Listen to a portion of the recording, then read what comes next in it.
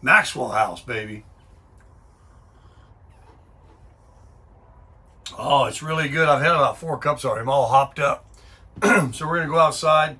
Hope you guys enjoyed the fire last night. We're going to do it again tonight. And they're in here just kind of getting ready to make some breakfast for me this morning. Miss Raphael, I should say, for Fred and I. And so we'll make a video. We'll go outside and talk. But first, I'm starting to believe that Maxwell House she buys is pretty good. I mean, it's good to the last drop. I mean, I think it's... Let me try it one more time. I love that gold and that Wawa coffee, but this is the best cup of coffee I've ever drank in my life. This is so good. And last night she made... what did we make last night? Salmon. Oh my gosh, it was the best salmon I've ever ate in my life. She fried it up in the pan. Fred and I split it. We had the salmon. We also had a steak. Say hi to Mr. Fred this morning. Good morning. Hey, a lot of people have been complimenting about how much they like you and how you talk and what you did as a trucker. You got anything to say to the folks this morning? Good morning. Glad to be here with Tim. We're very fortunate. Our house is still standing. We are one of the lucky ones. Yeah. So we are definitely biding our time now. We're hearing on the news about a lot of, 2.5, 3 million people with no electricity. They have it supposedly where they live, but nowhere else. And so if stores don't have it and things like that, we're definitely going to tap the brakes a little bit on returning on Saturday. It may be Sunday, even Monday. A lot can happen. There's a big team down there that DeSantis has got on the case, and I'm sure that things are, hopefully will move forward very rapidly, and we'll be able to get back sooner than later. But we're going to, just really play it by ear. And we've got a nice place to stay here. But I want to take you outside, show you some of the coaches out here and who's here today. And I've got a new neighbor over here, Mr. Rick, and then Mr. Mark over here, a Class B, a Class C, and over here is a fifth wheel. So let's go out there and enjoy our coffee and crush it some more. All right, everybody. Sorry I don't have a microphone. I've got to procure one, buy one. As soon as I got an address, they can send it to. I don't know what's going on here. But I probably do need my my sunglasses. Here's to you enjoying that coffee. Oh my gosh, that's really good coffee. It's the best coffee I've ever drank in my life. So, I'm noticing some people that were supposed to be here are not here. Over here in number 12. So, heck, I'm noticing everybody left. Let me turn around here and show you guys. Take a look. This place is basically a ghost town compared to what it was. And I mean, it feels amazing out here. It's going to be a high of 76 degrees. That's enough to make you want to stay by itself.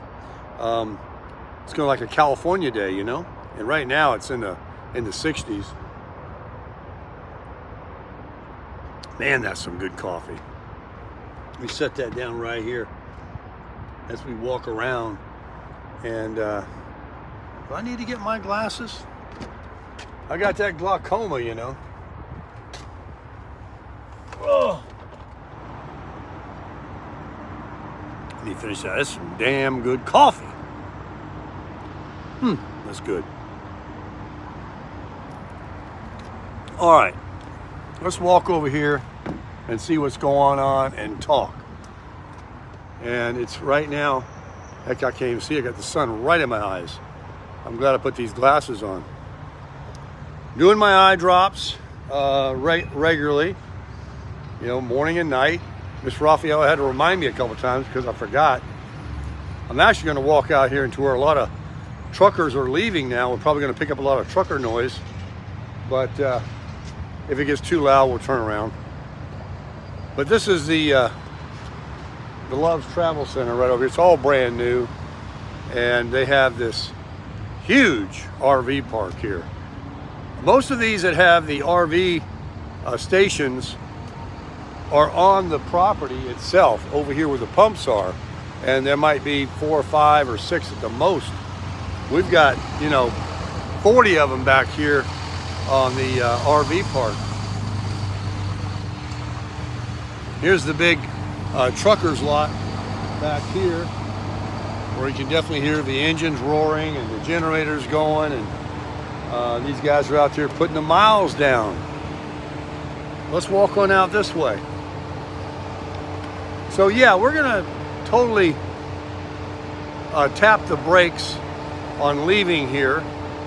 I was looking this morning on FPL and the tracker where you can kind of put your zip code in of where the outages are. I think there's 160,000 people in Manatee and 160,000 people in Sarasota County without power. So that's a lot of people out of power. Anyway, we're walking around the perimeter here of the front.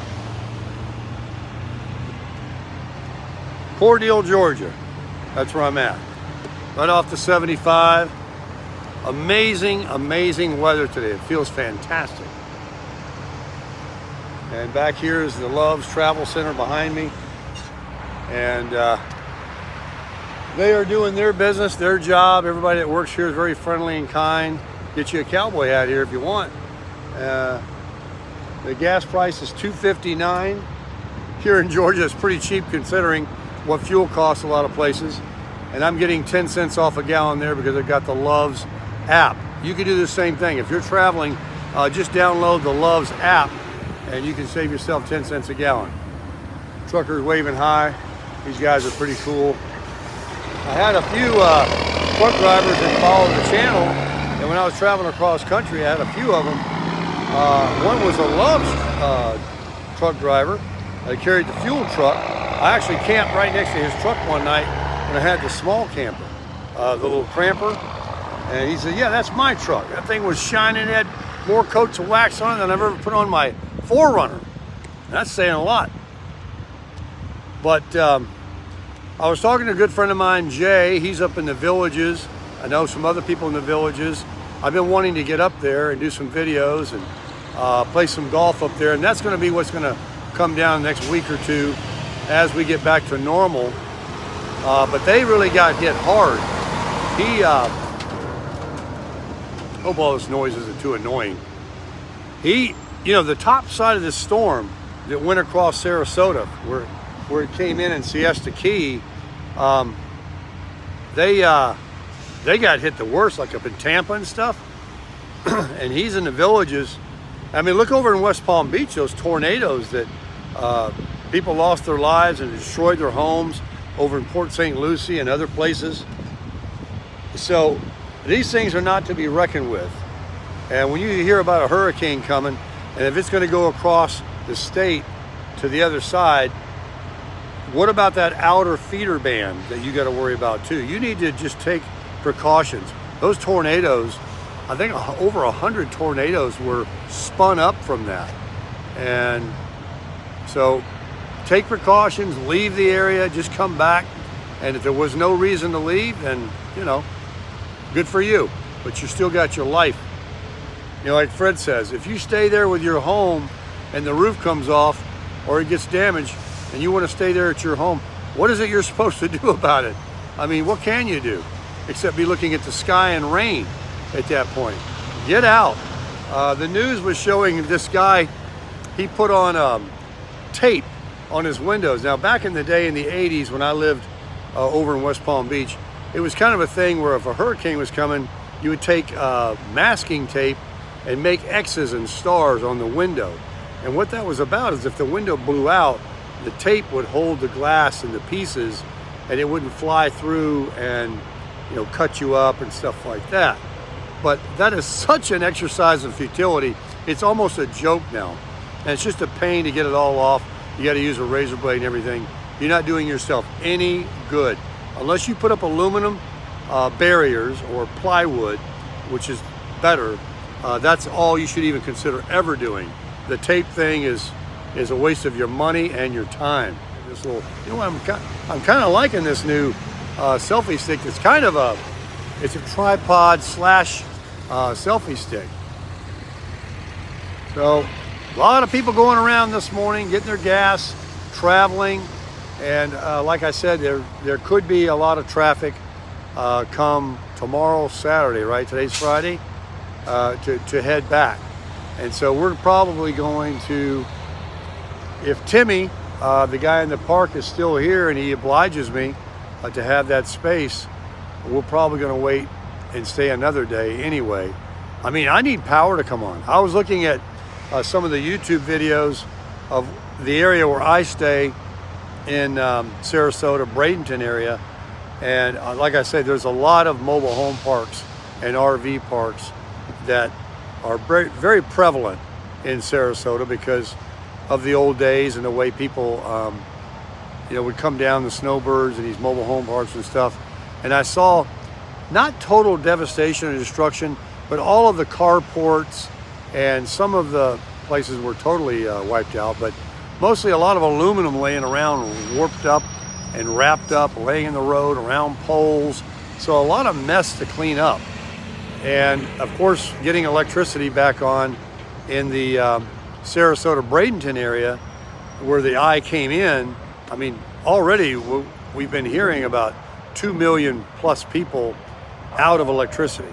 And I know that they're poised, all them trucks are out there working very hard and expeditiously as they can today to restore power to everyone.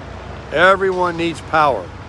My friend in the villages, I guess the cell towers went out and it affected his cell phone. I don't know if losing power affects, not having a cell phone work, but apparently he was having a great issue. I couldn't reach him and I was becoming concerned because I know the weather up there was pretty bad. But everybody's coming and going here this morning, getting their fuel. It's a noisy area. We'll probably walk back over to the RV center now, and one of those diesel trucks are sure noisy. Some of the new ones are quite quiet actually. But I wonder what they hold in this tank here. If that's water? Probably is. So here we go. And regarding comments, let's talk about that again. I was sharing all the comments with Fred and Rafaela, and there's so many of you that have that like them so much and say kind things about them, including Tori, the young lady that runs the RV park here that lost her camper on her property. Someone wrote in the comments that I didn't leave a link. I left one link in the pinned in the comments. I pinned it at the top of the comments of a video 4 or 5 videos back that says something in the title about GoFundMe. And if you want to go there and support Miss Tori, you can. Oh, I forgot. This morning, I got to make sure that I remind Miss Rafaela to cook those, at least 4 of those fresh laid eggs for me from Tori's mom, Selena. And thank you so much, Miss Selena, for giving me those eggs. And Miss Rafaela and I enjoy them. Fred, he likes scrambled eggs, so he'll probably have some, but he doesn't like boiled eggs or fried eggs. I don't understand why people don't like eggs. I love an egg. I'll take an egg any way I can get it. In fact, I had a couple of boiled eggs last night with some cheese. That reminds me. Okay, I have not quit the carnivore diet, nor am I going to quit the carnivore diet. A couple of people made a comment in there about, okay, you're done or whatever. No, I'm not done. I know. And I'm sure I've lost a little weight. Today's day 8. So I got a week behind me. And it's just this little pooch, this little belly that I want to, get rid of. And get a muffler. I can't take loud trucks. I really can't. I haven't been to the gym to do my push-ups, my weights, and all this stuff. We've been out here. I can get some steps in, but Fred and Rafaela actually are limited to how far they can walk. So they're not going to get out here and put 10,000 steps in. And I can go do it by myself, and maybe today I will. and take myself a good long walk. But I do miss my routine of hitting up the gym and getting that in, and climbing the stairs at Nathan Benderson Park, and all of those things that will help me, that would have been helping me exponentially probably with this diet, to drop the pounds even more.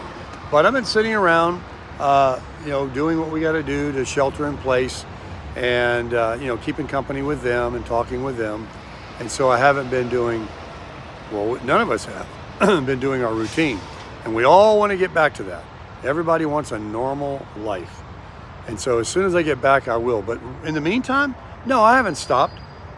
This morning it's going to be bacon and eggs. Last night it was that salmon and a piece of steak she made. I mean, nothing. No vegetables, no salads, nothing. And I know a lot of you are also commenting, get off that crazy diet, eat fruits, vegetables, yada, yada, yada. Other ones are saying, hey, you still gotta cut down the amount you eat. Even if you eat a lot of meat, you can gain weight. It's the portions. So I'm very confused. First of all, I can tell you quite honestly, if you're gonna put me on a diet and I have to eschew so many different food groups, then I'm gonna wanna eat even more of what I can eat. And when I was eating anything I wanted, like it was free, including some sugar items, I still ate all I wanted. And that's when I was a bad boy. And that's what puts the weight on you. So I get it.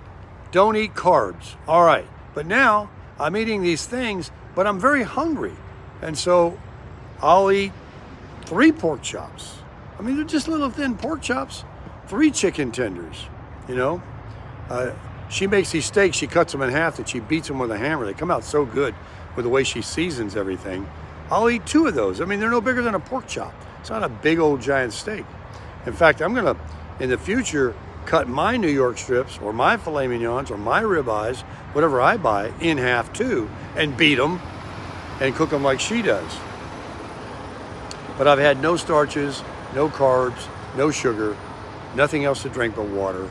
And I know I'm encouraged. A couple of you said, hey, you got to go 2 weeks sometime. Maybe it'll be a month.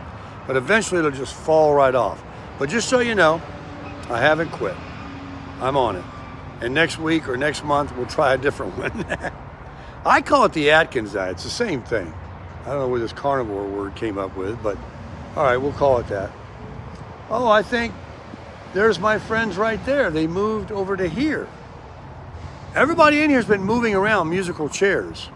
So I thought they might have left. They have this beautiful Allegro bus. Check this thing out. This is my good friend Will and his wife Catherine and their son Robert that have this beautiful rig with the tag axle. 45 feet, I think he told me. It's the full-on Mac Daddy, baby. And they also live in the North Port or Port Charlotte. I think it's Port Charlotte area. And I don't know what the extent of the damage was down there and stuff. But let's move on up here. I realize how far I am up. I'm way up there. Got a little ways to walk. Here's a little a Rockwood, which is a Forest River product. Right here, this little mini little camper with a slide out. Rockwood and Forest River are the same company that make mine. I have the Forest River, and that's a Rockwood. That's what it is. But other than him and another one up here I see, everybody's got an A or a big fifth wheel. And Mr. Rick that I met last night, he's right here with his beautiful brand new Ford F-350 dually gasser and his reflection fifth wheel. It's only the second trip out, he was telling me. They were going down to the Keys, then Helene came, and they had to defer that. Then they were going down to, trying to go there again, then this hurricane came. So now I think they're gonna make their way over towards the Destin, Pensacola, or somewhere in between there, beaches that he was telling me about, him and his family. But it's a beautiful rig, really, really nice. I wish them the best. But yeah, lots of empty spaces here this morning. as people are finding that, the weather's improved and, maybe they're jumping ahead, or maybe they do have power where they're going. Maybe they're on the east coast of Florida, and they're just getting back. But whatever reason, we will be sticking it out. Now here is my rig again, right here. And this is my friend right here, Mr. Mark, with his rig. Oh, that's a Mercedes-Benz. Oh yeah, that's really nice. It's like a little Class A, right? It's a Class A. I thought it was a Class C. No, that's a Class A, a small one. And I see that let me get you over here. I see that the Brinkley is still here. Now the one that was beside it, it left. But that Brinkley's still here. And this one is, I'm sorry, can I show you? This is the Super C. Look at that baby. You know what a Super C is? That is brand new and big, boy. That's nice. Really nice. And this is Space 14, where I was in 15. Then I went to 14. And then I think we're in 12 now. And I'm supposed to be right up here where Timmy is, that said I could have his space tomorrow morning that he's blowing out, and it's paid for. I think it might be this one right here. And if I can remember the name of it, the brand, yes, right here. Oh, he's got a nice fifth wheel there with a couple, 3 slides. This nice big Salem right here. He's got him a nice 350 Ford dually, Super Duty. So that's a diesel. That's Mr. Timmy. And so we got some spaces here that are opened up. Nobody's here.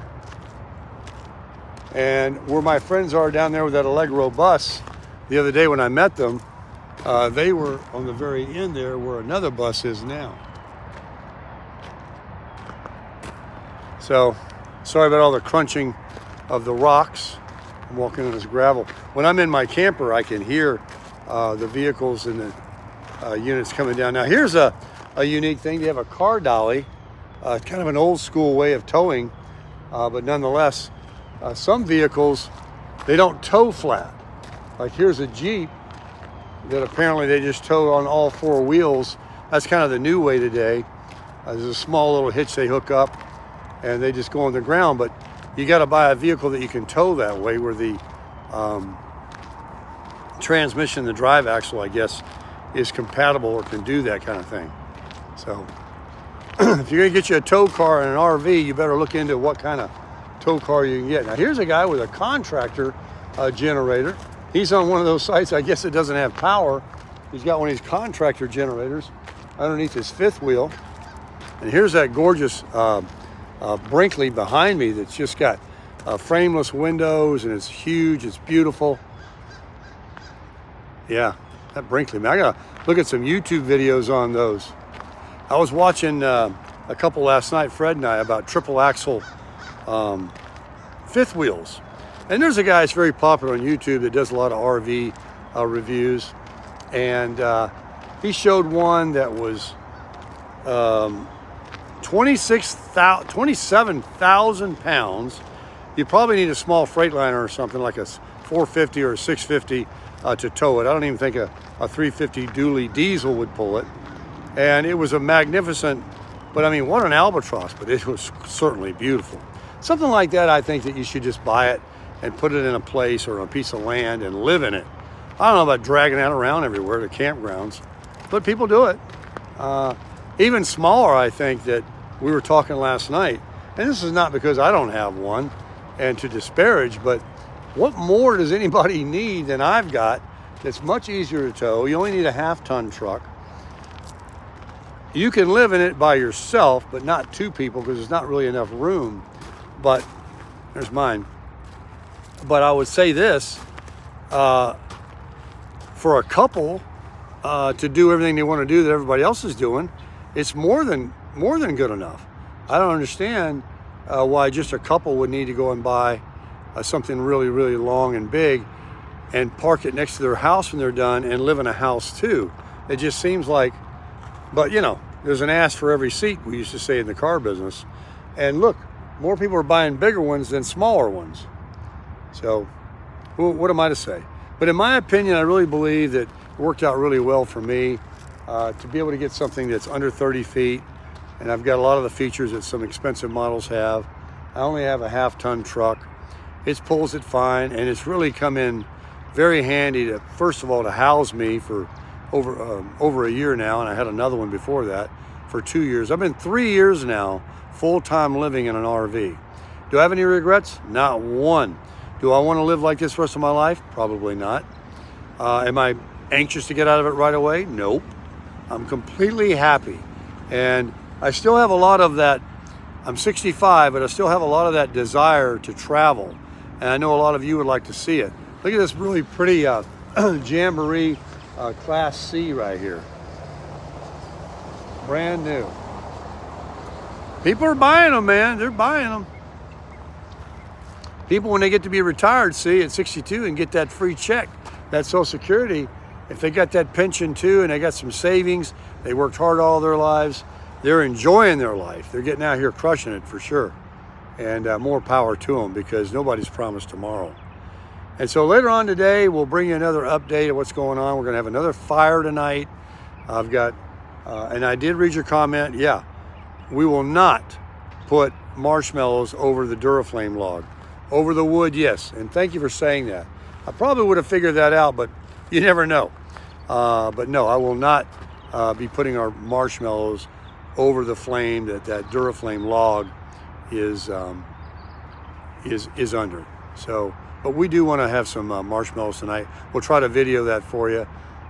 It's just going to be a high of 76 degrees today, which is beautiful. And the coolness right now, it's amazing. I don't even know if I'll have to come out of my jeans today because it's going to be so comfortable. But you never know. And I'll knock around some shorts and stuff, and we'll make some lunch. So thanks very much for watching, everybody. Thanks for your support. Thanks for your comments, your love. Fred and Raphael, also thank you very much. And we'll get back to Sarasota here in the next few days, hopefully, and continue crushing it.